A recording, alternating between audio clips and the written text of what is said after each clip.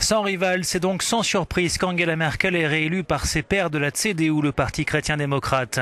La seule inconnue était le score, qui va encore faire pâlir d'envie beaucoup de ses collègues européens. La chancelière est habituée au succès.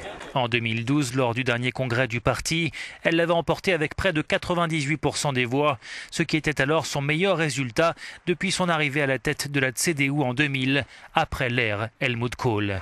Depuis, aucune personnalité, aucun concurrent n'est parvenu à lui faire de l'ombre. Maître incontesté du Parti conservateur, elle l'est aussi, pour l'instant, du pays.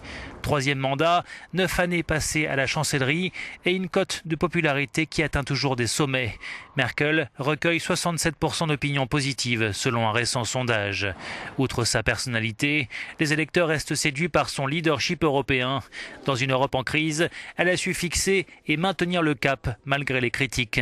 Rigoureuse et persévérante, elle continue de tancer les mauvais élèves, comme elle l'a fait récemment avec la France et l'Italie. À 60 ans, cette ex-allemande de l'Est, physicienne de formation, a gravi très vite tous les échelons de la politique, de son parti puis de l'État. Au fil des ans, son allure austère s'est adoucie. Mais sur la scène internationale, elle reste synonyme de fermeté.